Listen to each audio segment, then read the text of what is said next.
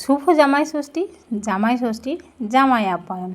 যেহেতু এটা জামাই ষষ্ঠী, তাই জামাইয়ের সঙ্গে মেয়েদের আপ্যায়নেও কিন্তু কোনো রকম কমতে নেই।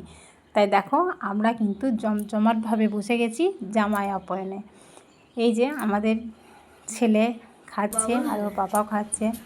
এদিকে বাবু চলে এসেছে দিদুনের সঙ্গে ফোঁটা নিয়ে গিফট দেওয়ার জন্য রেডি।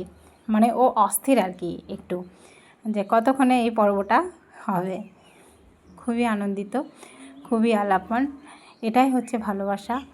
আর কি বলবো, এটা মানে আমার কাছে, যেহেতু আমার মায়ের বাড়ি, তাই আমার কাছে এটা মন্দির। তার মানে এখানে আমার মা থাকে, এটা হচ্ছে আমার মা।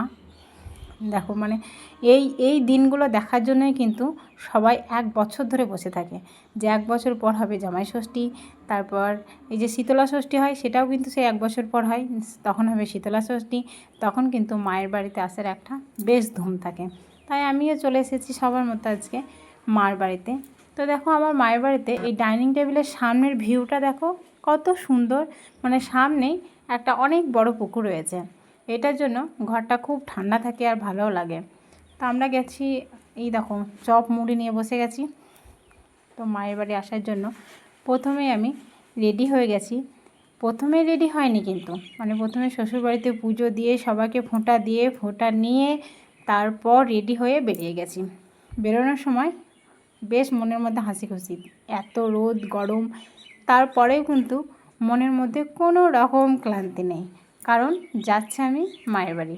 এটাই হচ্ছে মেয়েদের কাছে একটা উৎকৃষ্ট ব্যাপার, খুবই ভালো লাগে, আমার নয় সবার।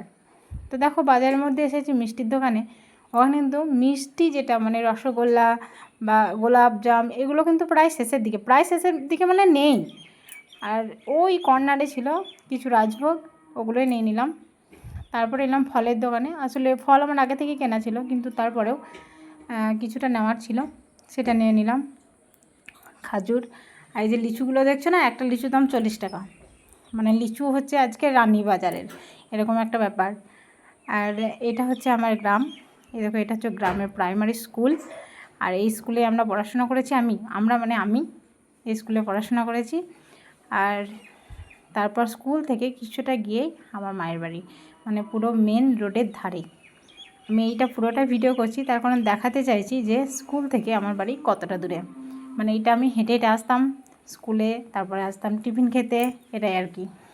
এই যে 2 ভাই দেখা হয়ে গেছে, আলাপ আলাপন চলছে, মানে ওদের প্ল্যানিং চলছে কি করা যায়। এই তো 2-3 ঘন্টা থাকবো, তাই ওই 2-3 ঘন্টা কীভাবে এনজয় করা যায় ওরা সেটাই ভাবছে। দেখো ছুটে চললো এখন। যাই হোক, কে কে মায়ের বাড়ি এসেছো অবশ্যই জানাবে আমাকে। অবশ্য বেশিরভাগ সবাই আসবে। এটা হচ্ছে আমার মায়ের রান্নাঘর। টাটা।